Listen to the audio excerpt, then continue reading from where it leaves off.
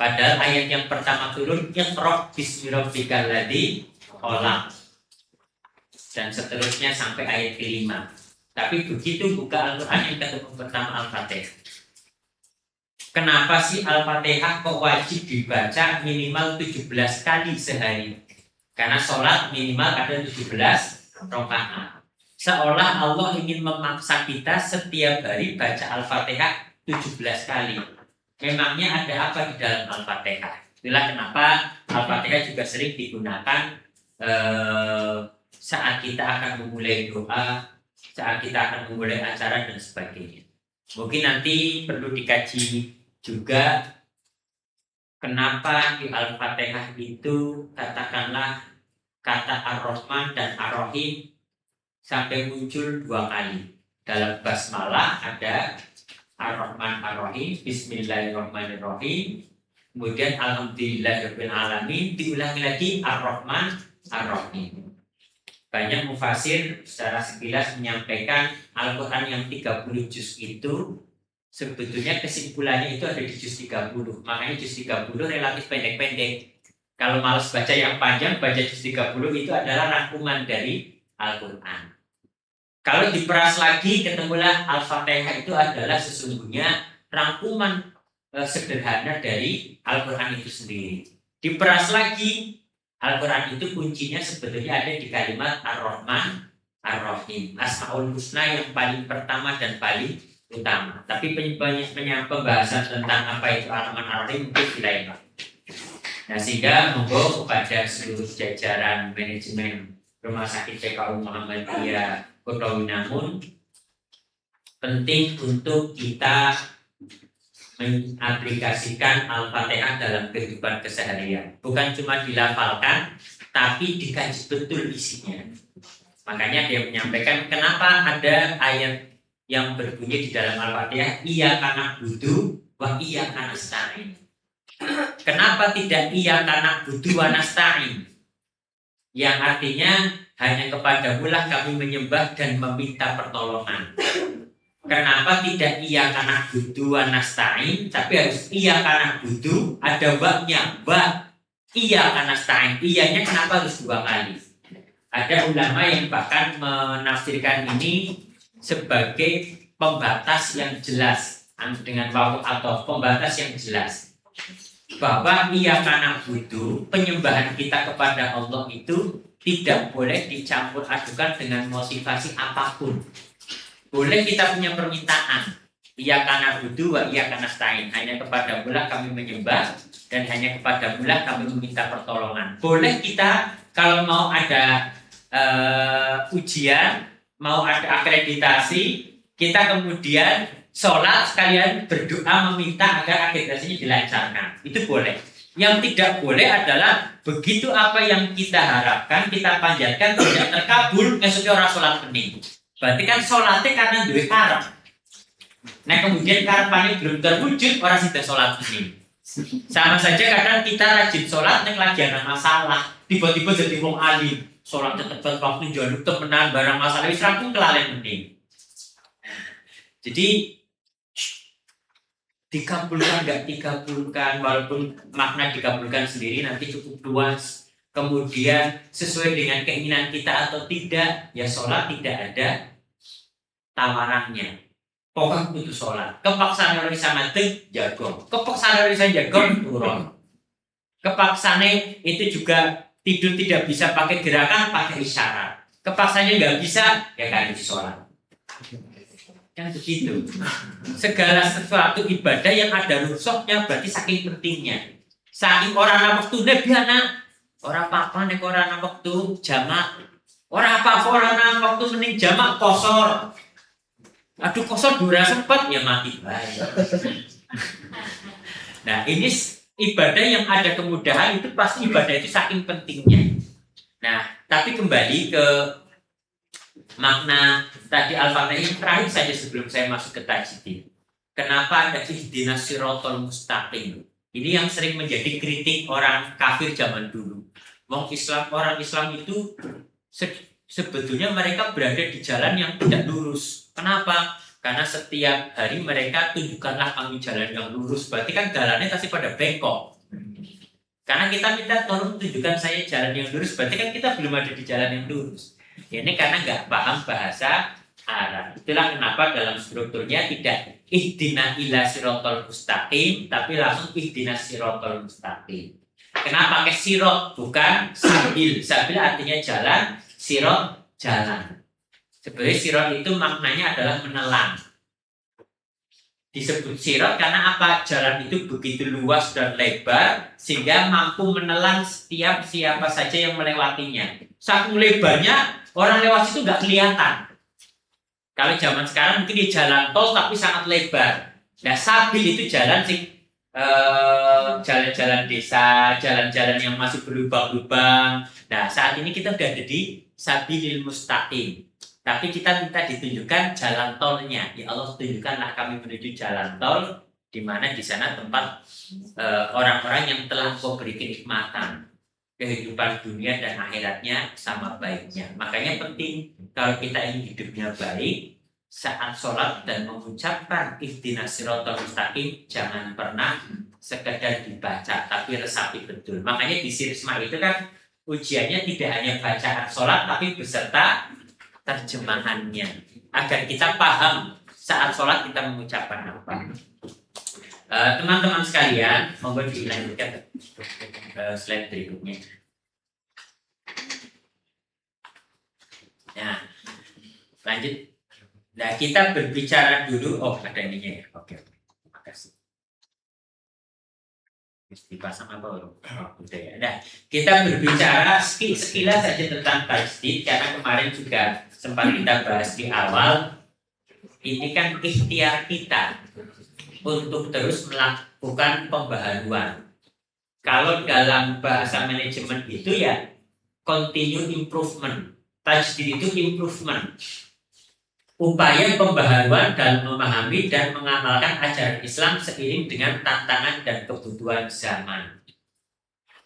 Zaman dulu orang kemudian melakukan beberapa kegiatan ibadah dengan zaman sekarang berbeda. Zaman dulu Masjidil Haram itu kecil. Semakin lama semakin luas, semakin lebar. Zaman dulu keliling Ka'bah itu ya cuma mengelilingi kotakan. Sekarang keliling Ka'bah bisa dari samping, sangat lebar karena sekarang sudah perluasan. Karena kalau tidak diperluas itu nggak cukup tempatnya untuk menampung umat Islam. Zaman sekarang ada orang tawaf pakai motor, pakai yang motor kendaraan atau malah pakai kayak mobil kayak golf. Boleh apa tidak? Ulama terus berkembang menyampaikan itu. Kemarin kita sudah singgung. Zaman dulu Nabi nggak pernah zakat fitri itu pakai beras. Kok kita pakai beras? Itu karena menyesuaikan dengan kebutuhan zaman. Ada yang mengkomparasikan kebutuhan pokok karena Nabi kalau zakat fitri pakai kurma atau pakai gandum. Tapi Nabi juga pernah bayar zakat fitri pakai kismis. Kismis itu bukan makanan pokok. Sehingga apa yang kamu punya, ada orang yang membutuhkan bagikan. Sehingga ini terus berkembang. Nah, sama dengan sekarang di lazismu terus berkembang adanya kurban rendangmu. Karena zaman dahulu orang kalau sudah Idul Adha begitu buka kulkas sisa daging tahun lalu masih ada di kulkas. Padahal tujuan Idul Adha adalah bagaimana kemudian orang-orang yang jarang makan daging bisa makan daging. Itulah kenapa kalau ada waktu haji, penyembelihan yang ada di Arab Saudi itu diberikannya kepada orang-orang Afrika. Orang Arab jarang makan daging dam.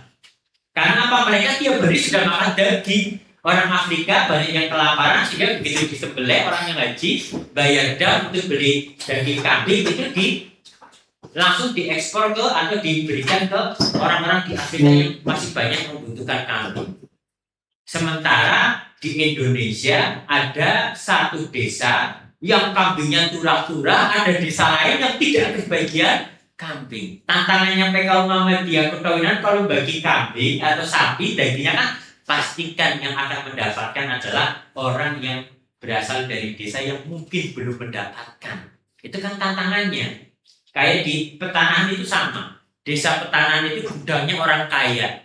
Ada toko baru, ada karisma, ada pengumpul di sana semua. Sehingga kalau dagingnya orang-orang desa Petanahan hanya dibagi untuk desa Petanahan, turah-turah 3 tahun mungkin nggak habis. 1 orang dapatnya. Sehingga dibaginya ke tempat lain yang kira-kira nggak mendapatkan. Karena biasanya orang Idul Adha itu dapat daging dari desa dapat, dari PKU Kutro dapat, dari sana dapat, akhirnya kulkasnya penuh. Nah, ini perlu pembaharuan. Itulah kenapa kemudian muncul rendangmu. Karena apa? Banyak kemudian dengan adanya rendangmu, kita bisa mengirimkan daging kurban orang Indonesia ke Palestina, ke tempat-tempat bencana, karena bisa dimakan 1 tahun penuh. Padahal nyantai 1 minggu sudah kenyang, sudah jelek. Tapi setelah itu sudah tidak bumbu lagi. Tapi ada orang yang pekan kedua, pekan ketiga, pekan keempat sudah tidak terakses lagi dengan daging. Nah, itulah pentingnya pemerataan, pembaharuan sistem yang kita lakukan. Dan sama saja dengan di rumah sakit pun sama. PKU Muhammadiyah Kota Winangun 10 tahun yang lalu, 20 tahun yang lalu, tentu harus ada pembaharuan. Di sini mungkin ada yang sudah cukup lama, di sini 10 tahun lebih. Ada sistem-sistem di masa lalu yang mungkin sudah tidak relevan lagi diterapkan sekarang. Tapi di masa lalu itulah sistem yang terbaik. Bukan berarti ini diganti karena dulu bikin sistemnya jelek, belum tentu. Karena memang saat itu yang terbaik, ya sistem itu yang diterapkan. Sama saja dengan regulasi sekarang. Misalkan PMK nomor 26 yang mungkin teman-teman sudah bahas. Dulu kita mengeluhkan jangan enteng-entengna SDM, anak komite mutu, anak komite komite tenaga kesehatan lain, ada komite. Akhirnya sekarang boleh digabung. Komite medis dan kesehatan dan tenaga kesehatan. Tadinya komite medis sendiri, komite tenaga kesehatan lain sendiri. Sekarang boleh digabung. Rupanya pemerintah sudah mulai memahami, ini efektif. Karena di rumah sakit yang belum terlalu besar seperti Solo dan Serpong, nambah-nambahin SDM itu kan. Jadi SDM akhirnya banget ngurusi komite, akhirnya boleh digabung. Yang dulu saklek harus full timer, sekarang dokter spesialis di komite mutu dan sebagainya ada relaksasi. Dulu semuanya harus standar, sekarang mulai ada relaksasi, mungkin sesuai dengan kompetensi rumah sakit. Tapi kan itu harus membuat rumah sakit semakin jeli melihat kita akan arahnya kemana. Nah, ini menjadi sesuatu yang sangat menarik. Sekali lagi saya mengingatkan sedikit memori bahwa beruntung PKU Muhammadiyah Kota Winangun ini dekat dengan rumah sakit RSUD Prembun. Beruntung karena apa? Beruntung karena komplek di RSUD Prembun termasuk dan terbilang sangat tinggi. Sehingga orang akan mengkomparasikan. Kalau sekarang mungkin gedungnya belum kelihatan semenarik RSUD Prembun, besok kalau sudah ada di tempat baru, mungkin hanya orang lihat gedungnya saja sudah penasaran, kepengen mlebu. Dan gedung baru pun mungkin akan menjadi jawaban dari PR-PR yang ada di gedung lama. Tadi saya masuk sebelum naik tangga lihat pasiennya penuh. Pasien penuh ini bisa menjadi berkah, tapi kalau tidak hati-hati juga bisa menjadi ancaman. Karena pasien semakin banyak, semakin lama nunggunya, semakin lama antrinya, akhirnya komplain. Katakanlah dulu pengalaman saya di PKU komplainnya tinggi banget itu di farmasi. Karena loket farmasinya cuma 1, pasiennya naik terus. Loket farmasinya 1, akhirnya pasien antrinya di farmasi luar biasa lama. Apalagi kalau dokternya tiba-tiba meresepi obat racikan, tambah suwe menit. Dokter periksa poli 1 pasien berapa menit? Rata-rata yang di poli siapa? Dokter periksa pasien berapa menit? 5 menit. Ada yang di bawah 5 menit?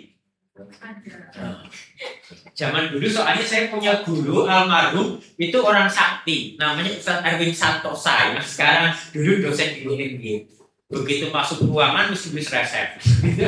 Pasiennya udah buka kamar mesti nulis resep, wis akal wis delok kok piye padahal titis banget. Kadang-kadang periksa pasien tapi laris banget. Periksa pasien, ya, nulis resep. Kayaknya orang ditempelkan nang kuping begitu stetoskopnya. Tapi larisnya luar biasa. Tapi sekarang akreditasi membatasi itu semua karena demi keselamatan pasien.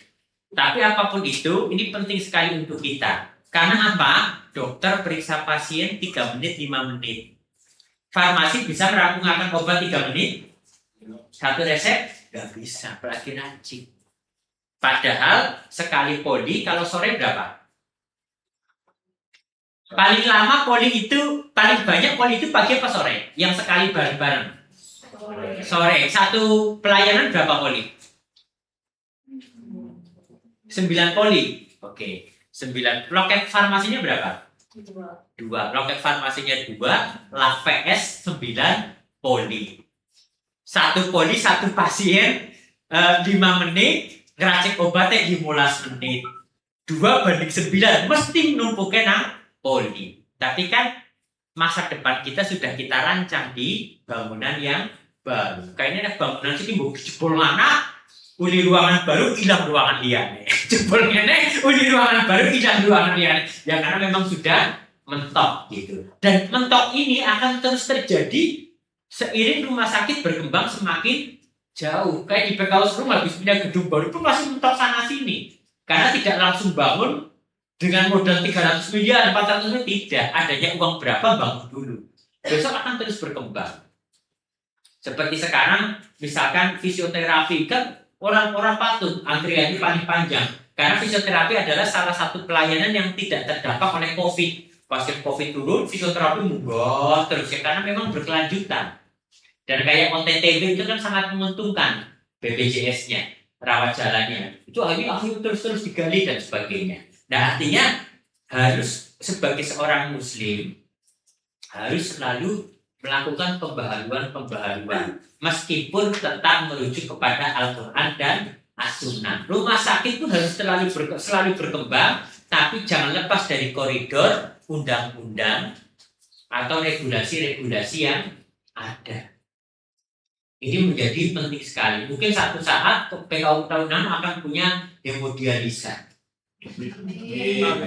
Di Serung saja antriannya 40 pasien. Sudah sejak beberapa bulan yang lalu yang sekalian segini saat masih mati orang kejata, Perembun penuh, sudah Kebumen penuh, Serung penuh, Gombong penuh, antrian yang Serung tok 40. Siki wis pada mati, Bang. Artinya Pak, semakin ke sini pasien hemodialisa ternyata kemarin Serung 16, sekarang nambah menjadi 24 dalam waktu 1 minggu penuh. Dari 16 Pak, padahal kan pasien nambah menjadi 24 seminggu 2 kali. Pagi dan sore penambahan pasiennya kan harusnya banyak. Ternyata langsung penuh. Karena apa? Ya kita pelajari budaya masyarakat kita kan es gula aren, ultra proses, kan tinggal menunggu waktu kapan orang-orang penikmat itu akan mengalami masalah di ginjal, akan mengalami masalah-masalah di tubuhnya. Nah, artinya ini penting sekali. Makanya kemarin sempat saya sampaikan Al-Baqarah ayat 168 ya ayyuhannas kullu mimma fil ardi. Makanlah makanan yang telah aku sediakan di bumi. Itu ada mangga, kita lebih senang jus mangga daripada makan mangga. Padahal sudah disediakan oleh Allah mangga, malah sama kita di jus, seratnya hilang. Sudah diberikan kedelai, bagus difermentasi masih oke lah. Jadi tempe sudah sehat, malah ditambah mendoan, begitu kan? Mendoan kan tepung, jadi orang sehat. Kadang kita nggak senang ciptaan Allah. Allah sudah bikin singkong, Allah sudah bikin mangga, Allah sudah bikin jus, sudah bikin apel malah di jus. Allah sudah bikin ayam tinggal disembelih, goreng makan malah digawe nugget.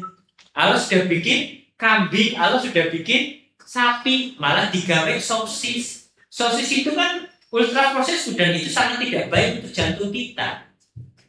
Jadi nasi goreng ayam dengan nasi goreng kambing, nasi goreng ayam itu beda dengan nasi goreng sosis. Karena sosis itu sudah makanan olahan, diolah berkali-kali. Artinya apa?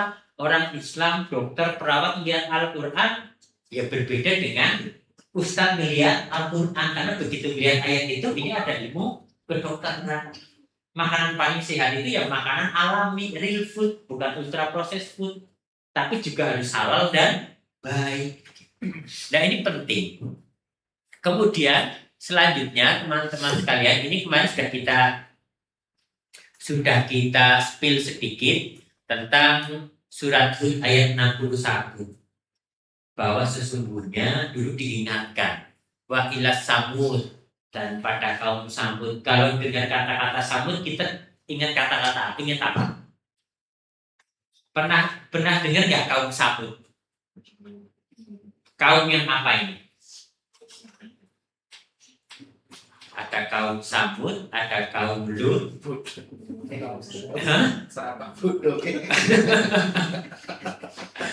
Ya, ini adalah kaum-kaum ya, nanti teman-teman sambil dibaca biar nggak terlalu banyak, yang dilaknat pada masa lalu karena sesuatu hal. Nah, akhahu solihan. Jadi dulu sudah dikirimkan oleh Allah orang-orang dari kalangan mereka sendiri yang soleh. Begitu. Terus kemudian qala, yang dia berkata, ya qaumi ibudullaha ma lakum min ilahi ghairuhu. Kemudian dia menyampaikan agar kita hanya menyembah kepada Allah dan tidak ada Tuhan selain Allah. Kemudian wa ansha'akum minal ardi fastamarakum. Nah, ini yang tidak boleh kita lupakan sebagai pegangan, termasuk di PKU Muhammadiyah Kutawinangun. Dia telah menciptakanmu dari bumi atau tanah dan menjadikanmu pemakmurnya. Kita diciptakan dari tanah, kemudian hadir di bumi. Dan kita diminta untuk selanjutnya memakmurkan bumi itu. Dan kalau nggak salah kemarin juga sudah saya singgung sedikit tentang terapi grounding. Pentingnya menginjakkan telapak kaki kita ke tanah, pasir atau rumput. Karena keistimewaan bumi dibanding planet yang lain, sehingga bumi bisa ditinggali manusia dan bisa tumbuh pohon, itu karena ada tanah. Tanah di bulan ditanami pohon nggak hidup. Tanah di Mars ditanami pohon nggak hidup. Sehingga Allah menciptakan kita itu di bumi agar kita bisa hidup. Karena kalau tidak di bumi kita nggak bisa hidup. Artinya apa? Ternyata tanah yang ada di bumi itu mengandung elektron yang kalau dia bersentuhan dengan kulit manusia, elektron bebas itu akan masuk ke tubuh kita dan menjadi antioksidan alami. Makanya pentingnya setiap hari kita menyediakan waktu menginjakkan kaki kita ke tanah tanpa alas kaki, tanpa beton, tanpa aspal. Tapi pertanyaannya, kapan terakhir Dokter Dimas menginjakkan kaki ke tanah? Gitu. Keluar rumah pakai sendal, pakai sepatu, nah rumah sakitnya wis tegelan kabeh. Kadang-kadang kita diberikan karunia oleh Allah, tapi kita gak memanfaatkan itu. Nggak apa-apa pakai tangan, tapi sekali di depan rumah ada halaman sedikit, ada tanahnya, tolong ya sambil duduk nggak apa-apa, injakan kaki ke sana. Karena ini baru akan bisa masuk ke tubuh kita jadi antioksidan, bahkan bisa berdampak kepada dalam penelitian bisa berdampak kepada tensi kita, bisa berdampak kepada percepatan penyembuhan luka. Tapi kan tangannya harus bersih juga, jangan ada kerikilnya dan sebagainya. Karena bisa jalan, bisa duduk, atau bisa berdiri di atas tanah. Dalam beberapa teori, ya paling tidak minimal sehari 20 menit. Padahal itu bagus terapinya. Makanya kalau di Amerika terapi grounding itu kalau di sana udah jarang tanah, maka dijual tanah atau pasir yang ada di kotakan. Nanti kita duduk di atas kotakan itu. Sama saja wasyamsi wa duhaha, demi matahari dan sinarnya pada waktu duha. Itu bisa sampai beberapa waktu menjelang waktu duhur. Itu bisa berdampak baik bagi kesehatan kita. Anak serangga ini malah tumbuhan. Padahal bisa berdampak kepada metabolisme vitamin D dalam tubuh kita. Begitu. Al-Quran itu kedokterannya bagus, luar biasa. Nah, dokter dan PK dan perawat bidan Rumah Sakit Muhammadiyah itu harus bisa memahami Al-Quran lebih baik daripada perawatnya Palang Biru, daripada perawatnya RSUD Perembun. Wa ja'alna naumakum subata. Allah menjadikan tidur kita itu untuk istirahat. Wa ja'alna laila libasa, dan Allah menjadikan malam kita itu sebagai selimut. Maka malam itu idealnya untuk tidur. Dan yang jaga malam sebelum sampai rumah sakit tidur dulu. Berikan kesempatan. Jadi kemudian bablas, makanya tidak boleh jaga malam setiap hari 30 hari, harus ada waktu istirahatnya. Karena ternyata obat anti aging paling mujarab salah satunya adalah tidur pada waktu malam hari. Minimal 6, paling tidak idealnya dalam penelitian minimal 6 jam. Kenapa Nabi Muhammad setelah sholat isya itu tidur supaya sepertiga malam itu bangun bisa dapat 6 jam. Orang Indonesia tidurnya jam 11-12 tetap tahajud, jadi tidurnya yang kurang. Kerja kamu baik jadi mana turunnya kurang. Padahal di Al-Quran sudah ada semua. Ini yang penting sekali untuk kita pahami. Artinya teman-teman sekalian, penting bagi kita di sini ada kalimat wa ansya'akum minal ardi wastakmarakum. Maka kita diminta untuk memakmurkan. Dulu pendiri itu mendirikan PKU Muhammadiyah Kutowinangun, tugas kita memakmurkan. Bagaimana agar pasiennya semakin banyak, bagaimana agar pasiennya itu semakin terpelihara. Saya di Serwong juga beberapa kali diskusi masalah konek. Dok, kita konek udah tadi kenapa nggak pernah buat komposit lah, alun-alun baik. Kenapa? Pasien SC minus KB tambah ke pasiennya tambah mumpet rumah sakit gitu kan. Alon-alon baik kalaupun sudah konek orang sakit langsung kakek operasi mau minus KB gitu misalkan. Karena kalau hitungan di rumah sakit kami dokternya jalurnya dan sebagainya dihitung-hitung klaimnya minus begitu. Yang logis sih penting anak pasiennya lah. Kok sasar anaknya orang apa sasar apa nih yang lain-lain. Karena di rumah sakit sekarang kan volume pasien itu penting. Tapi pastikan pasien terbanyak adalah pasien yang klaimnya untung. Kalau pasien yang paling banyak minus kan malah tambah mumet, begitu kan? Dan sehingga penting sekali untuk kita, begitu ini pasien menguntungkan, yang diiklankan yang menguntungkan. Misalkan pasien bedah yang menguntungkan ini, sering-sering bikin flyernya, di sana bisa dilakukan itu. Nah, paling sering diiklankan kalau si pasien merugikan kan malah mumet. Seneng pasiennya kasih momen keuangannya aduh itu jadi minus baik gitu. Nah kayak misalkan ventilator kalau di tipe C itu kan tinggi banget ya, dari 6 juta bisa naik jadi 50 juta. Wah berarti ventilator 10 baik sulit 400 juta ya. Nah akhirnya pasien perawat IGD wajib bisa ngetek begitu kan. Jika ketemu di IGD pertama langsung pasang ngetek, segera kemudian ventilator gitu. Sehingga jangan sampai ventilator itu dipasang terlambat sehingga standar pas perawat IGD, perawat IBS, perawat ICU wajib bisa pasang ente ajar pas ente, aduh singkat biasa kayak beda, akhirnya malah pasang mundur dua karena 96 jam kan klaimnya tinggi, atau minimal kalau yang tidak 96 jam kalau itu pasien emergency itu kan klaimnya juga bisa cukup tinggi, walaupun rata-rata pending kalau ventilator tapi nggak apa-apa mau kuliah jadi dur. Nah ini penting untuk kita kelola terus. Nah, kemudian teman-teman sekalian, nah ini penting untuk kita komitmen. Dalam berislam itu, ya ayyuhalladzina amanu taqullaha haqqa tuqatih wa la tamutunna illa wa antum muslimun. Wahai orang-orang yang beriman, bertakwalah kepada Allah haqqa tuqatih, dengan sebenar-benar takwa. Bukan takwa yang setengah-setengah. Wala tamutunna illa wa antum muslimun. Jangan kamu mati kecuali kamu sudah dalam kondisi berserah diri. Islam itu kan berserah diri. Kalau agama Muhammadiyah ya wala tamutunna illa wa antum Muhammadiyah. Jangan kamu meninggal wahai anakku sebelum kamu aktif di cabang atau ranting.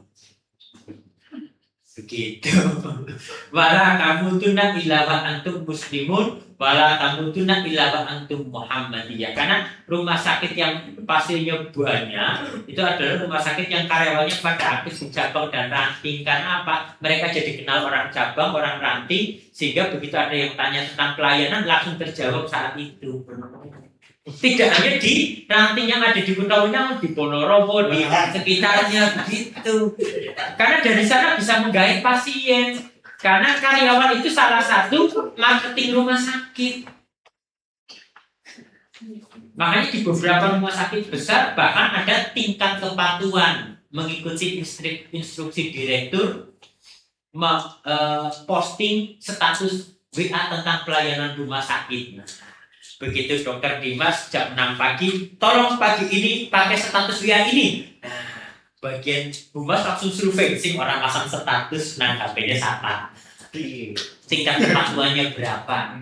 Jadi adil, karyawannya ada berapa yang di sini? 190, katakanlah 200 karyawan setiap hari bikin status WA. Kalau masing-masing dilihat oleh 100 orang status WA-nya, berarti kan 200 kali 100. Berarti berapa ketemunya? 20.000 orang lihat fasilitas pelayanan yang ada di PKU Muhammadiyah Kuntawinangun. Tanpa disadari itu sangat efektif. Masing-masing karyawan punya grup WA. Orang gak isi pokoknya pasang muka tembok, tolong share flyer ini di grup-grup WA yang ada di HP kita. Wah, ini orang tahu semua. Karena kadang-kadang share lewat status WA atau grup WA lebih efektif daripada share di Instagram. Gak usah statusnya videonya tak apik diposting di Instagram, sing like ngomong 10.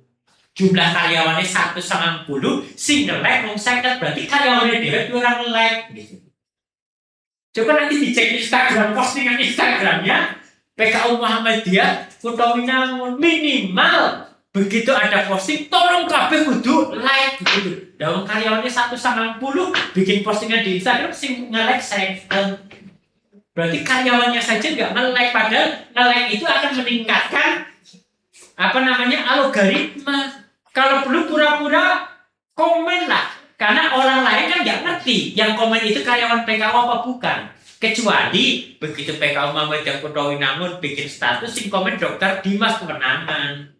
Tapi nek sing komen Mas Adi, pasien yang dari lain kan orang ngerti. Api ke, sekedar itu mantap di pancen kuto. Oh, semurah baik-baik. Oh, si kita tambah api. Kan itu permainan buzzer.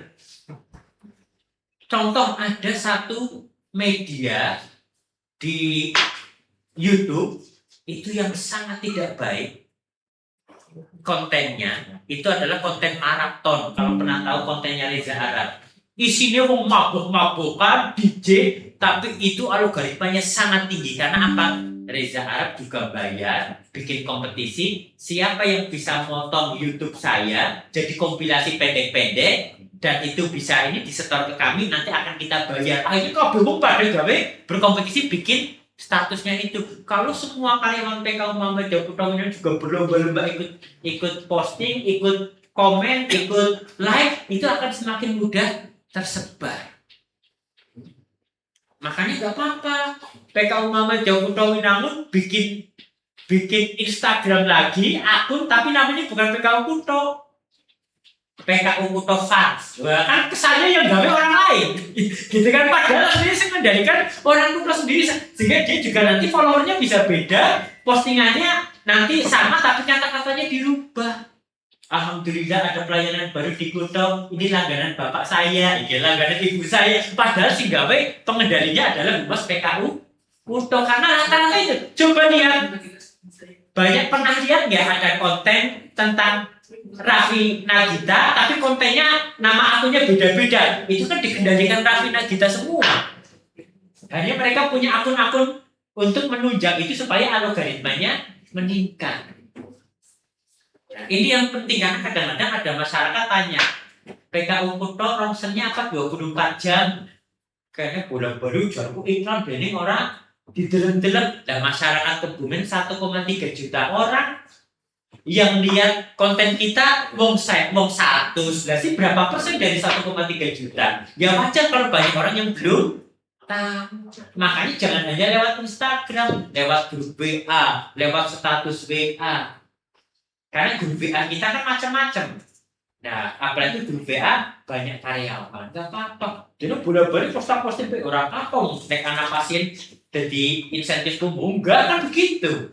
Karena kalau rumah sakit swasta kan konsepnya begitu. Wala tamutunna illa wa antum haqqatu qoti. Permintaannya itu kita itu beriman itu dengan haqqatu qoti. Kok nggak bisa lanjut itu? Coba dilihat.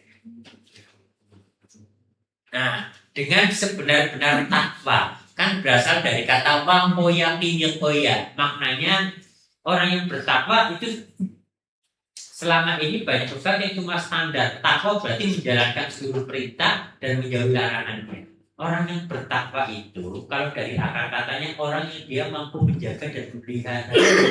Orang yang mampu menjaga dan memelihara pasien dari pertama masuk sampai pulang terawat dengan baik, terjaga dengan baik, terpelihara dengan baik sampai dia sembuh. Itu bagian dari ciri orang bertakwa. Salah satu ciri orang bertakwa. Orang dapat amanah bekerja di rumah sakit, merawat, menjaga dan memelihara pelayanan agar tetap bisa memberikan pelayanan yang terbaik, itu bagian dari takwa. Memastikan pasien yang periksa di poli itu kemudian mereka bahagia, mereka senang, mereka semakin terkelola sehingga komplainnya tidak selalu bisa terkelola, tidak ada lagi cerita komplain bulan lalu muncul lagi bulan ini, komplain bulan 6 bulan lalu masih muncul lagi bulan ini. Karena kita harus punya continuous improvement. Jangan sampai komplain bola-balik komplainnya sama. Nah, ini yang harus kita terus perbaiki sehingga mari kita di rumah sakit kita berupaya untuk memastikan agar seluruh unit itu bisa menampilkan pelayanan yang itu bisa semakin baik lagi. Nanti dipetakan di gedung baru, nanti akan seperti apa. Kemarin dokter Cimas masih bingung, aduh boleh satu rumah sakit sekarang di dalam kabupaten boleh punya 2, 1 yayasan. Wah, masuk dari rumah sakit KB baik, apa sih dia jadi satelit, satunya jadi rumah sakit. Atau kan nanti rumah sakit pindah ke sana sini jadi hotel ya, terus sana rumah sakit apa sini jadi apa, kan masih banyak kemungkinan. Silakan kita gali bersama-sama, tapi yang penting mari kita pastikan bahwa setiap insan yang ada di rumah sakit PKU Muhammadiyah Kota Winangun itu punya komitmen untuk menjaga dan memelihara. Nah, sisi yang menjadi tantangan adalah begini. Ada enggak orang di unit kita yang menurut kita kalau orang itu enggak ada, unit kita lebih baik? Ada enggak kira-kira? Ada enggak orang yang menurut kita sekarang ada di PKU Muhammadiyah Kota Winangun yang orang itu kalau enggak ada kayaknya pelayanannya lebih baik? Ada enggak kira-kira? Ada. Karena di Serwong pun ada. Nah, tantangannya apa? Karena ini di manajemen ya kita harus profesional. Begitu itu di satu profesi, kemudian setelah kita evaluasi, dia yang kerok yang anu masalah ketemunya mau dia menit. Begitu tiba pada saatnya kita memutuskan, akhirnya orang tegel. Tapi tidak tegelnya kita berdampak kepada komplain pasien, berdampak kepada pelayanan yang akhirnya apa? Jangan-jangan rumah sakit kita citranya buruk karena satu orang yang tidak berkomitmen, sementara orang yang sebagian besar itu punya komitmen. Misalkan karyawan PKU Muhammadiyah Kota Winangun itu ada 190. Ada 5 karyawan yang pokoknya boleh-boleh masyarakat temennya mau 5 gue. Kan kita harus dipertemukan pada satu kondisi milih sing 125 atau milih sing 5. Jangan-jangan kalau yang 5 itu kemudian nggak ada, performa kita meningkat luar biasa. Tapi begitu habis kontrak, nilainya jadi habis meningkat. Karena di PKU Serwong itu ada sesuatu yang dulu kontradiktif, akhirnya saya minta tegas ke manajer. Salah satunya apa? Begitu kemudian keseharian sering muncul komplain. Komplainnya orang-orang itu. Tapi begitu habis kontrak, penilaian kinerja, lapor ke direktur, api kabeh. Pasti Bapak ada penilaian kinerja, penilaian atasannya api kabeh.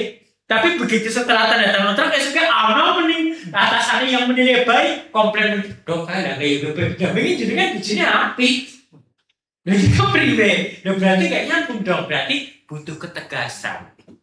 Saya kemarin sama berkali-kali ini saya sampaikan kepada teman-teman manajer di PKU Serpong. Mas, saya pernah beberapa kali itu sampai diteror oleh mantan karyawan karena tidak dikontrak lagi. Tapi di kemudian hari dia WA lagi, kemudian dia menyadari kenapa dulu tidak dikontrak lagi. Akhirnya malah membangun komunikasi lagi. Saking tidak teganya saya, saking orang kepenakannya yang harus saya lakukan apa? Begitu ada satu yang tidak baik, sampaikan ini tidak dikontrak lagi. Sudah tidak tapi kemudian per tanggal berapa tidak kerja di PKU Serpong. Tapi hanya apa? Tegolet naga ya, tapi yang jaga PKU Serpong. Karena saya di dapur MBG, tak kerjakan di dapur MBG. Karena apa? Saya cuma ingin menyampaikan kepada manajer, profesionalisme tidak boleh ditaruh. Karena naik orang isi umat dokter Dimas terus. Bola bayu udah produknya udah. Aduh ya, karena kemarin sama. Saya ini mungkin saya nggak tahu ini sudah bisa diterapkan di PKU. Nanti PKU Muhammadiyah Pedaungan akan sampai kepada PKU Serpong. Regulasi sekarang ini mohon maaf kalau menyinggung, tapi ini penting ke depannya. Karena PKU Serpong sekarang sedang mengalami regulasi ini. Sekarang misalkan contoh perawat itu kan yang direkomendasikan sekarang S1 nurse. Kan begitu ya? Banyak di PKU Muhammadiyah Serpong bahkan senior yang masih D3. Kemarin ada yang ya memang kira-kira naik D3 kalau S1 nurse sing mau gabung S1 kualitasnya beda orang macam beda. Tapi banyak di PKU Serpong yang D3 itu menempati posisi strategis. Nah, berarti kan akhirnya untuk di PKU Serpong kita buat harus ada fakta integritas siap melanjutkan S1 nurse demi kebaikan rumah sakit kita. Karena ada yang nggak mau tetap harus kayak GBB aman ya. Karena ternyata ada ilmu-ilmu baru yang dilakukan. Nah, artinya ini kalau niatnya untuk memelihara, ya kita harus melakukan perbaikan. Nah, maka itu kita butuh kompetensi. Salah satunya ya, karena memang kita kenal di Muhammadiyah itu ada fastabiqul khairat. Sederhananya dulu fastabiqul khairat itu dimaknai berlomba-lomba dalam kebaikan. Tapi kalau kita bedah akar maknanya, sebetulnya maknanya secara umum paling tiga ini. Fastabiqul khairat itu tidak sekedar berlomba-lomba, tapi berpartisipasi, tidak sekedar berpartisipasi dalam perlombaan kebaikan, tapi berlomba-lomba menjadi yang terbaik dalam setiap perlombaan kebaikan. Artinya, kalau di sini ada PKU Winangun, di sana ada RSUD Prembun, target kita kudu luwih apik kan RSUD Prembun. Tidak ada target ya wis nang isore Prembun wis aktif, enggak ada. Harus punya target lebih bagus dari RSUD Prembun. Karena kalau ada lomba, target kita juara 1, kalaupun meleset, usaha kita adalah usaha untuk menjadi juara 1. Sehingga kita bisa jadi kalaupun tidak juara 1, juara 2 atau juara 3. Nggak boleh begitu ada perlombaan, sing penting melu itu nggak boleh. Ujung-ujungnya mesti juara terakhir. Nah, berlomba-lomba menjadi yang terbaik atau terpaling profesional. Sehingga monggo teman-teman sekalian kita berupaya untuk mengupgrade diri kita masing-masing. Teman-teman di IC, kayak tadi ada perdebatan begini, dok, yang penting pelatihan itu kan kalau perawat itu BTCLS. BTCLS berapa tahun sekali? 3 tahun sekali. Mau barang BTCLS besok ketemu pasien simingnya anak materi ini bingung gitu kan. Karena materi yang cukup panjang diberikan dalam waktu yang sangat singkat dan sangat jadi akhirnya penerimaannya tanggung-tanggung. Malah saya sampaikannya apa? Kalau di dalam manajemen diklat itu kan ada TNA. Yang terbaik adalah komite keperawatan mendeteksi kapasitas yang belum dipunyai oleh teman-teman di perawat, kemudian kepala atasannya juga mendeteksi mana yang belum optimal. Makanya biasanya kalau kayak gitu ada laporan kematian ICU. Rata-rata pasien ICU meninggalnya karena apa? Jantung dan sebagainya. Maka itu jadi bahan TNA untuk in-house training kegawat daruratan jantung. Di IGD pasien yang mati, jangan-jangan saya sampaikan ke teman-teman di Serwong, jangan-jangan hampir semua pasien yang di RJP mesti orang asing selamat. Jangan-jangan RJP kan orang benar begitu. Karena memang kita pelatihan BTCLS tahun bisa, nah RJP kan harus setiap hari. Maka pelatihan kita udah punya dokter spesialis banyak, lihat jangan-jangan lebih efektif. Karena kita ukur sesuai dengan kebutuhan. Nah, ini penting. Karena ini fastabiqul khairat itu berasal dari kata sabaqo yasbiqu sabqon. Artinya sebetulnya mendahului. Bukan berlomba-lomba. Makna dasarnya itu mendahului. Ini fi'il madhi, fi'il mudhari dan masdarnya. Sabaqo itu telah mendahului. Yastabiqu sedang mendahului. Sabqon itu perlombaan usaha saling mendahului, makanya disebut perlombaan saling mendahului. Itu adalah bentuk kata bendanya. Atau istabaqo yastabiqu istibaqon mustabaqun istibaq. Nah, fastabiqul itu dari kata istibaq fi'il amr. Ini perintah. Berlomba-lombalah, maka berlomba-lombalah. Ini perintah. Wah, kudu lomba-lomba. Lomba-lomba ini apa? Istabil. Berlomba-lomba untuk saling mendahului. Berarti artinya apa? Berlomba-lomba menjadi yang terdepan. Jadi fastabiqul khairat, maka berlomba-lombalah untuk memenangkan persaingan dalam kebaikan. Maka target PKU tahun ini harus lebih baik daripada PKU yang lain, harus menjadi yang terbaik daripada RSUD Perbun. Tentu dalam hal rumah sakit berbasis kompetensi dan kompetisi apa, itu kita harus punya targetnya. Ya, saya kasih bocorannya saja. Misalkan salah satu yang menjadi target rumah sakit PKU Muhammadiyah Serwong adalah di masa depan adalah punya pelayanan fisioterapi terbaik di Kabupaten Kebumen atau di Jawa Tengah. Sehingga targetnya tapi sekarang belum. Tapi suatu saat, karena kalau kita tarung radioterapi misalkan bombong, jantung misalkan bombong, apa kira-kira si pasien ini bisa tapi bati tapi jadi keunggulan. Sehingga kalau kayak PKU Serwong, mungkin PKU Serwong nanti beda lagi. Suatu saat mungkin fisioterapinya anak kolam renangnya, fisioterapinya mungkin anak tempat fitnessnya untuk pasien pasca stroke. Karena sehingga akan sangat lengkap. Karena dulu saya pernah ke Tokushima Hospital di Jepang, itu ruang fisioterapinya luasnya itu lebih luas dari satu lantai gedung baru PKU Serwong. Itu fisioterapinya saja. Sehingga pasiennya banyak, pelayanannya juga bisa langsung banyak. Nah, mungkin PKU tahunnya akan menemukan misteri yang lain apa? Karena kalau Serwong targetnya guru gombong ya rakyat akal, maka harus punya targetnya Pak fisioterapi gitu. Mungkin sini bisa yang lain. Misalkan pelayanan-pelayanan, ini nih fungsinya nih. Di Perbun ini kita akan target cari spesialisnya, cari pelayanannya. Maka nanti akan jadi keunggulan tersendiri. Apakah traumatologinya, apakah mungkin yang lainnya.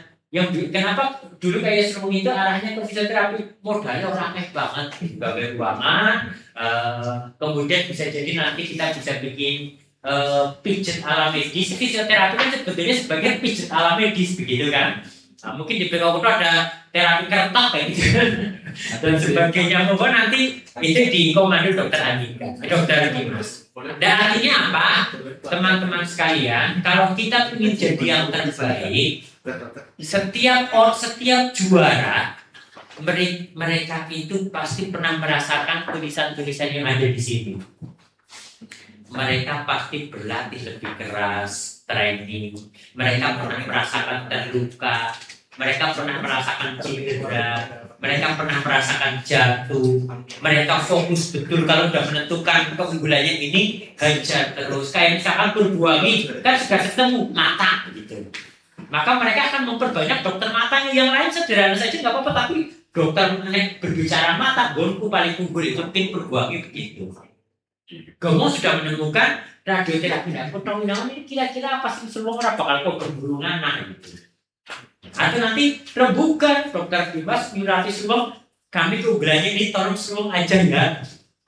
Sehingga kompak-kompakan Sulung nanti rujuknya ke Kunto Winangun. Kok Sulung tawarannya, tapi nek fisioterapi itu rujuknya monggonku ya nek sih untuk alat-alat yang ini. Kok boleh bukan fisioterapi, tapi untuk alat-alat yang khusus kayak gini jangan ya. Karena kenapa saya fisioterapi? Saya kemarin lihat video orang pasca stroke, ada robot orang latihan jalan, tapi kakinya dibantu pakai robot. Jadi latihan melaku, jadi pakai robot, jadi kakinya tidak atrofi karena dilatih gerak terus. Nah nanti mungkin akan mengarah ke sana sehingga keunggulan. Sehingga orang pasca cedera atlet larinya ke PKU Sruweng.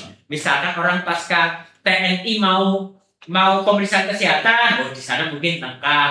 Atau mungkin di Kunto Winangun suatu saat, kita ingin punya MCU terbaik di Kabupaten Kebumen, misalkan begitu. Sehingga orang akhirnya, mau PJTKI, mau apa, mungkin bisa ketemu. Nah, artinya apa? Tidak ada orang juara itu tanpa sacrifice, tanpa berkorban. Walaupun tersingkir dari Piala Dunia kemarin, tidak banyak orang usia 40 tahun masih masuk timnas di negaranya. Itu kan luar biasa. Nah, kemudian kayak Lionel Messi dikatakan bakat alam, tapi banyak pesepak bola yang punya bakat alam tidak selama Lionel Messi. Ronaldo itu sampai tidak punya tato hanya karena ingin tetap bisa eksis. Dia tidak minum alkohol, dia menghindari Coca-Cola. Nah, ini bangun lebih pagi, improvement, kemudian terus membuat planning, visi dan sebagainya. Sehingga orang lain lihatnya, apik ya rumah sakit kayak pasiennya akeh. Di belakangnya banyak orang-orang yang berkorban. Kayaknya misalkan pulang kerja jam berapa? Jam 3. Jam 3 kurang seberapa tasnya wis rapi gitu. Wis kari nunggu persiapan langsung check out gitu. Kita masih, tapi kelas manajemen itu sudah, kelas direksi manajer itu sudah tidak selalu berfokus kepada jam, tapi mereka fokusnya apa? Aduh, kok bulan ini pasienku cuma sekian. Aduh, kok komplainnya tinggi. Aduh, kok pasien ini menurun, pasien ini kok meningkat.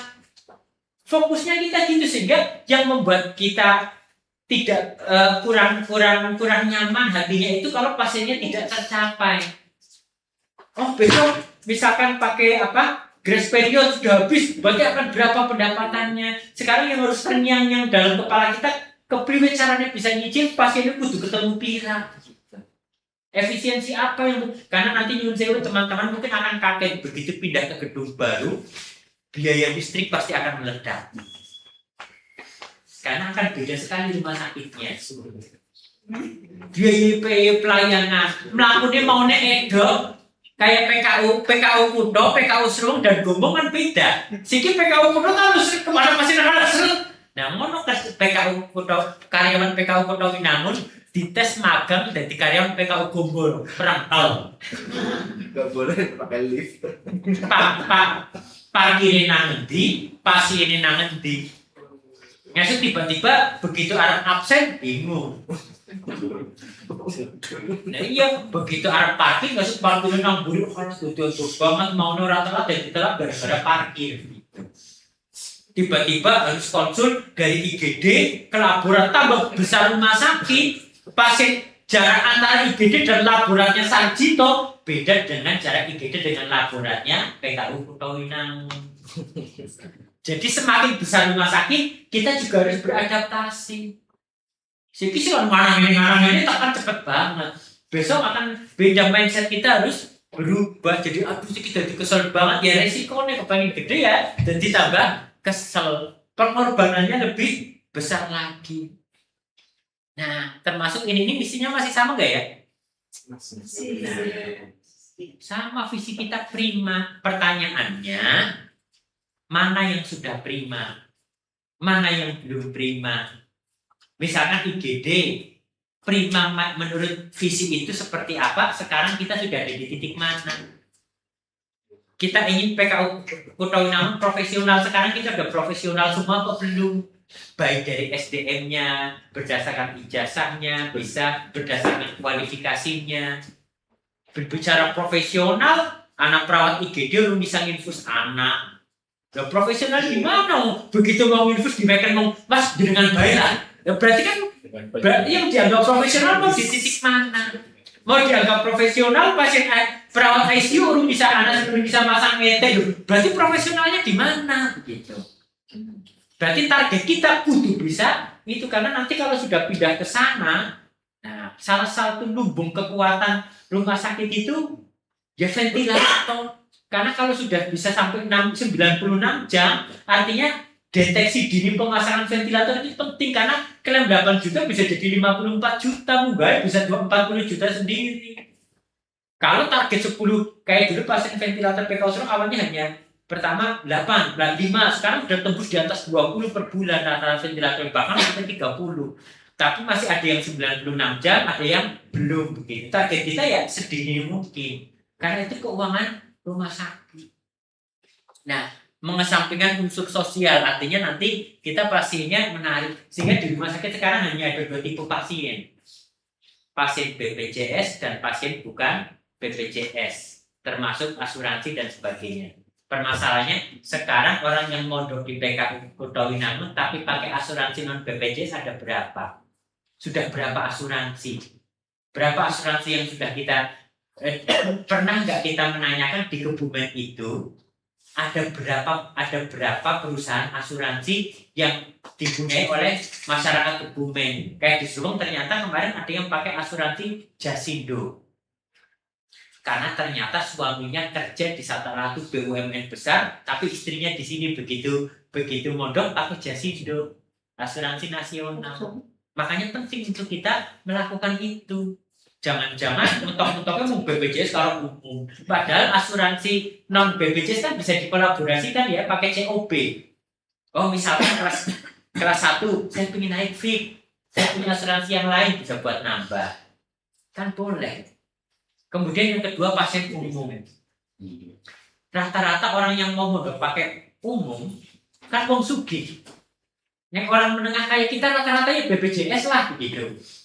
Nah, karena yang umum itu kan jumlahnya cuma tinggal 8% sampai 10% di Kabupaten Kebumen. Orang yang tidak punya BPJS, orang Tionghoa biasanya lah dan sebagainya. Nah ini harus kita petakan betul oleh Humas. Di Kebumen itu ada berapa perusahaan PJTKI? Kita punya SMK Muhammadiyah Kutawinangun sering memberangkatkan orang ke Jepang. Mereka sudah MCU di sini semua apa belum? Misalkan begitu. Di sini perusahaan PJTKI ada berapa? Setiap bulan orang Kebumen yang berangkat ke Taiwan sangat banyak. Mereka yang berasal dari Kutawinangun, dari Ambal, dari Mili, dari Poncowano. Berapa mereka? Terscreening ke kita atau belum? Cek Google, cek GPT langsung ketemu. Perusahaan apa saja, perusahaan PJTKI apa saja yang ada di Kabupaten Kebumen, pasti ketemu anak sing nang wetan. Datangi mereka dan sebagainya. Nah ini penting kalau kita ingin menuju visi. Nah kalau visi kita itu ditargetkan tercapai kapan? Kan visi harus ada Indonesia Emas 2045. Kalau PKU Serwong visinya ditargetkan tercapai 2030. Berarti kalau tidak tercapai dianggap gagal atau mendekati sukses, gak apa-apa. Nanti kita buat visi lagi. Nah, kan tidak mungkin visi ini ditargetkan tercapai saat dari kiamat, kan orang mungkin. Karena nanti begitu pindah ke gedung baru kan visinya beda.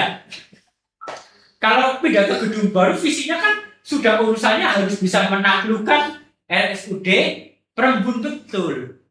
Visi baru itu misalkan contoh orang di Wonosari kan tengah-tengah antara PKU Kutawinangun dan RSUD Kebumen. Visi kita itu salah satu targetnya adalah orang Wonosari yang sakit ya pilih PKU Kutawinangun daripada RSUD Kebumen. Karena pertarungannya PKU Serwong ya bulus pesantren, kemudian daerah miring yang agak-agak ke barat dan sebagainya. Itu bagaimana begitu mereka ke Soka Baru itu tidak berpikir ke RSUD tapi begini PKU Serumeng.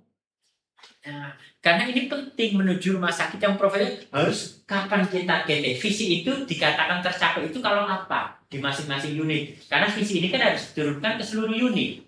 Misalkan visinya ini menjadi IGD yang Islami dengan pelayanan prima, profesional dan terjangkau. Jadi visi IGD-nya kan harus sama dengan visi ini, harus selaras. Maka IGD itu dikatakan prima kalau apa?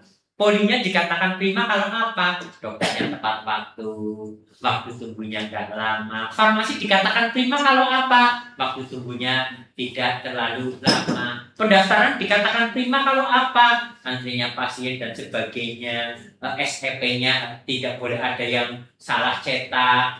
Jangan sampai ada yang tidak terklaim. Kayak di seluruh sekarang saya jengkel sih bolak-balik SEP orang cetak. Pokoknya SEP orang cetak ditanggung nang sing jaga. Gitu. Kayak gue akhirnya, loh kalau di bank orang hitung salah kan harus diganti pakai uang yang jaga saat itu.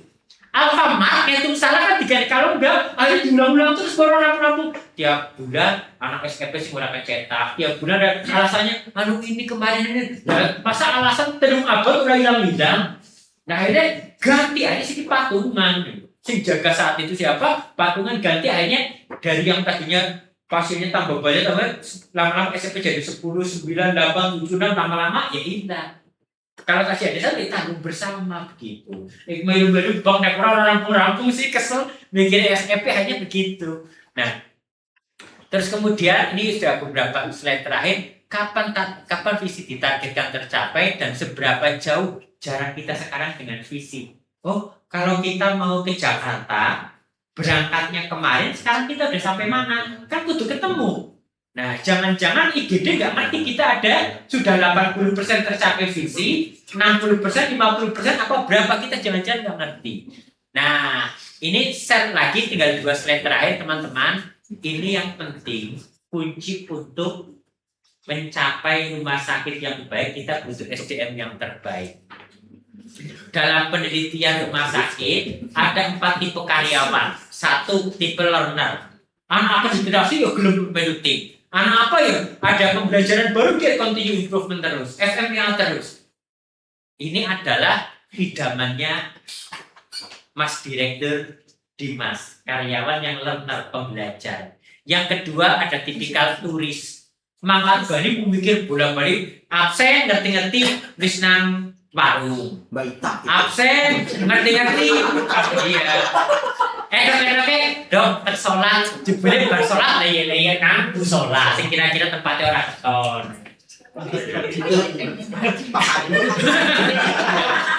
Ini pokoknya nang rumah sakit isinya mau ngobrol dong. Makanya salah satu tugas manajemen itu memastikan pemerataan beban kerja. Kalau ada di satu unit beban kerjanya beda, ketemu tes tekan sorong anak-anak di bulan asing tiba-tiba kayak dulu di Serumeng itu bagian taman. Bagian taman masuk jam 7, jam salah kan wis panas sih kali laya-laya toh. Kalau akhirnya ngerti Bali. Makanya taman itu akhirnya berangkatnya agak gasik. Jam 5 wis mangkat begitu. Sehingga akhirnya jam kerjanya bisa tetap tercapai. Kayak di kan ada biasa karyawan berangkat middle, perawat kayak di Serumeng itu perawat itu ada yang middle poli karena ramenya di tengah-tengah. Jadi dia berangkat pagi ya, sore dia middle dan sebagainya. Nah, karena pemerataan beban kerja itu kasihan ada karyawan yang dari pagi jam 7 sampai pulang itu orang waktu istirahat. Anak sih istirahat tengah tengok bingung begitu. Nah, ada yang hostage, orang yang selalu merasa tersandra. Lah kerja sampai kau butuh gaji cilik, anak kebijakan potong. Ya nek orang cocok nangkanya metu bagi orang kayak gue caranya ya. Tapi belum gitu. Jadi sini sabar, baik tapi kalau metu ya orang mau boleh lihat orang apa pernah orang cocok, tapi sahabat baik. Nah, yang bahagia ini yang terakhir. Tipikal teroris. Jasmine ini.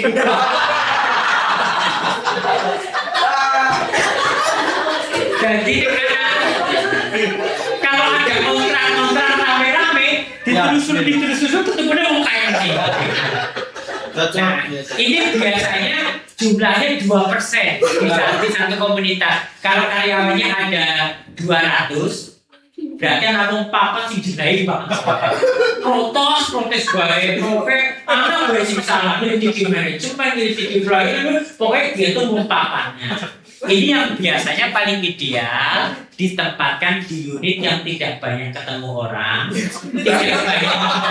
tidak banyak mempengaruhi orang, dan ditaruh di sudut yang gelap.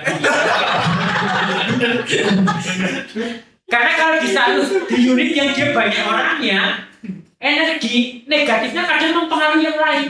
Dia ada lagi kerja malah dijam anak kebijakan itu dokter Dimas ngapain jajan lagi kerja malah dijam ribut baik masalah akhirnya malah apa iya. Nah karena apa, teroris ini bisa mempengaruhi hostage dan turis. Orang turis itu kan gak ada orang terlalu penting rumah sakit pasiennya pira, yang penting aku gajian, kan itu turis. Yang penting mangkat gajian.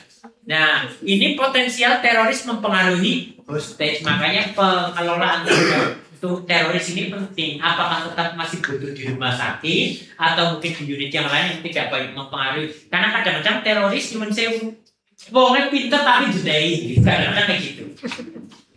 Atau wongnya kepinter ya gue, biasanya kayak gitu teroris. Nah, kemudian yang ini 2 slide terakhir, maaf, maka monggo teman-teman kita kuatkan ini lagi.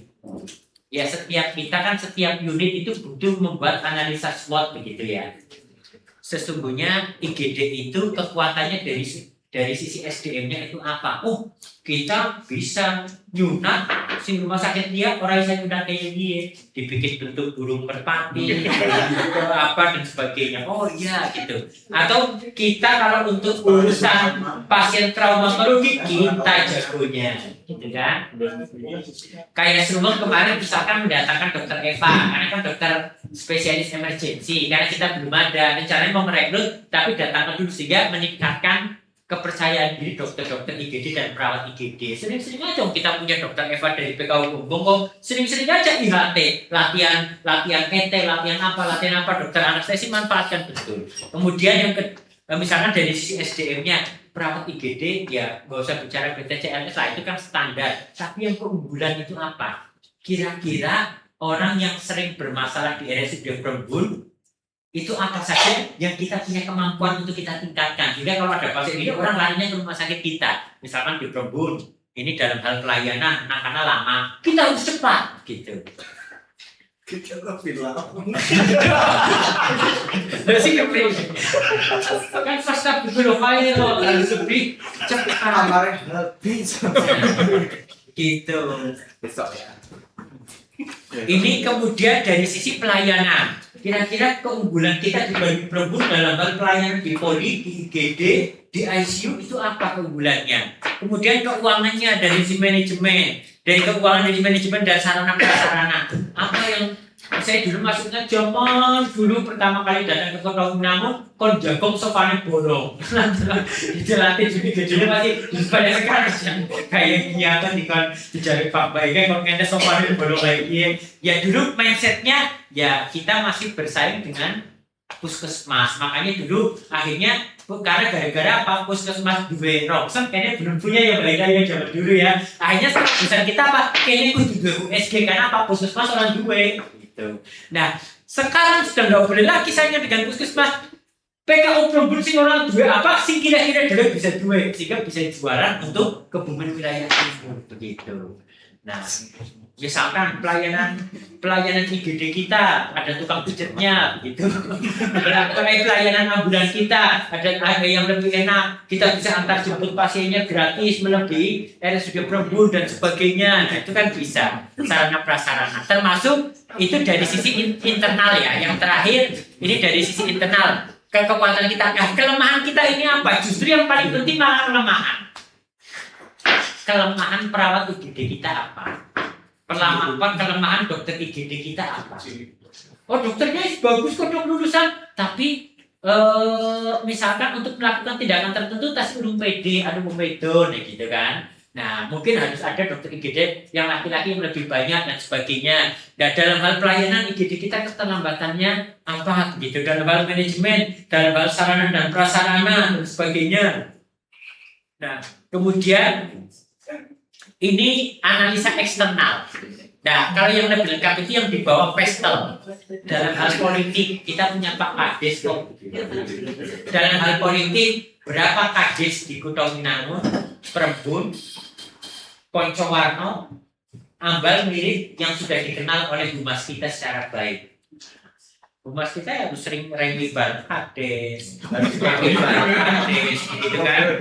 Sehingga akhirnya Kadesnya anak-anak orang dari beliau, Kuto PKU Kuto baik, orang ganti kayak apa sih? Lawan humasnya kayak esku, gitu karena kenal. Kalau Serubeng kan memang ada grup antara direktur humas dan manajemen itu dengan kepala desa di 5 kecamatan. Jadi grup direktur humas dengan Kadis Kecamatan Serubeng sendiri, ada grup dengan Kadis Adibolyo sendiri, dengan grup dengan pertanahan sendiri, dengan Kalenggayam sendiri. Jadi di situ sering share informasi. Jadi Kadis kalau mau nengok orang pilih pong apa uli. Kalau lewat kita jalur fit. Jadi kadang-kadang Kadis itu kan arep tilik sisa nang kecamatan gitu kan. Jadi loh dodok ana jom tilikin ana acak kecamatan acaranya jam semuanya untuk baru mending makan mending. Nah, kan disuruh ada kartu VIP untuk Kades gitu kan, biasanya kan wajar. Nah, besok yang nyuwun humas itu harus jadi sosialita gitu kan. Masuk ke kelompok arisan yang ada di Kutha Winangun, masuk ke kelompok pengajian. Nanti ada program PKU Kutha Goes to School, penyuluhan kesehatan ke sekolah-sekolah. Itu harus jadi artisnya begitu. Iya. Kemudian secara politik kita harus kuat, ketemu Kades, ketemu kan. Secara ekonomi kita lihat masyarakat kita ekonominya seperti apa. Nanti menentukan besok kan ada kelas standar dan kelas eksekutif ya. Walaupun nanti akan diterjemahkan lain. Sosialnya kira-kira seperti apa, teknologinya sekarang pakai AI dan sebagainya, environmental lingkungan kita seperti apa, budayanya, ada budaya pengajian ya. Namanya kita rumah sakit ya.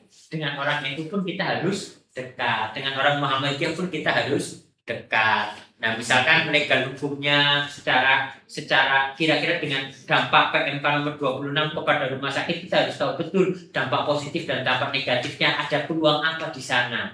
Nah, kalau peluangnya kan kalau ada sudah belum mau menyusun strategi kan panjang birokrasinya. Kita kan lebih pendek, lebih cepat sehingga kita mampu melangkah lebih cepat. Nah, mungkin itu yang bisa saya sampaikan.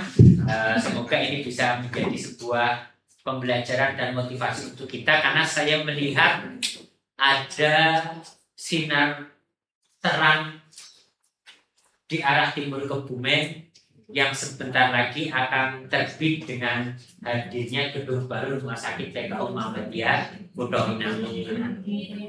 Parkirannya mungkin lebih luas, ruang tunggunya lebih nyaman, kemudian tempat pelayanannya lebih bagus. Tinggal nyuwun sewu, mulai dari sekarang titip Dokter Dimas, biasanya kita pakai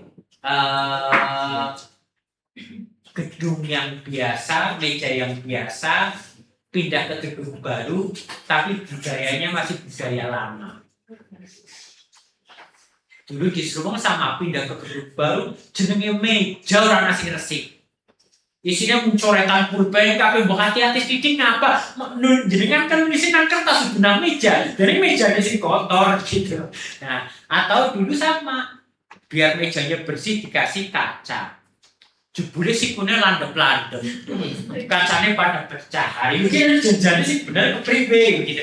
Nah, termasuk nanti harus bisa menjaga dengan baik. Nah, mungkin itu dan ini menjadi sesuatu yang sangat baik, karena ini saya bisa belajar banyak hal, karena saya kebetulan dapat amanah direktur PKU Serubeng, tapi dari PCM Pertanahan, jadi tahu jeruannya PKU Pertanahan. Dan saya melihat PKU Kutha Winangun itu memang mungkin karena di timur ya, matahari terbit dari timur, itu relatif lebih maju daripada PKU Pertanahan dalam hal jumlah pasien dan sebagainya. Apalagi nanti kalau pelayanannya sudah pindah ke gedung baru, tinggal difikirkan betul, jangan sampai rumah sakitnya berubah, fasilitasnya menjadi hotel bintang 5, tapi pola pelayanannya masih pelayanan kaki 5. Nah, kalau udah pindah ke gedung baru, karyawan berangkat masuk ruang kerja Parfumnya yang kudu wangi aja ratu. Jadi orang ketemu perawat TKW kuda kayak mau mlebu ke hotel. Termasuk seragam karyawan ya aja guyonan gitu. Jadi akhirnya seragamnya tetap boleh badi dan sebagainya. Nanti harus cara ngomongnya dan sebagainya itu harus diubah. Mungkin itu yang bisa kami sampaikan. Terima kasih. Assalamualaikum warahmatullahi wabarakatuh. Alhamdulillah Bapak Ibu, menarik sekali motivasi ya, sekaligus pembinaan dari BPH ya, sharing pengalaman dari Dr. Hasan yang sudah melalang buana di rumah sakitan pada Kebumen ini. Di PKU Kutong pernah, di Petana ya, sekarang di Serung. Jadi saya kira pengalaman yang sangat menarik dan semoga kita bisa menuju visi yang kita inginkan dan perbaikan-perbaikan yang baik di khususnya di rumah sakit kita di masa depan. Amin ya Allah, amin. Terima kasih Dr. Hasan, terima kasih Bapak Ibu, teman-teman sudah mengikuti kajian dan mari kita barangkali bukannya ada ya. Ya kita tutup dengan hamdalah dan doa kafaratul majlis. Alhamdulillahirabbil alamin. Subhanakallahumma rabbana wa bihamdika asyhadu an la ilaha illa anta astaghfiruka wa atubu ilaik. Wassalamualaikum warahmatullahi wabarakatuh. Waalaikumsalam warahmatullahi wabarakatuh.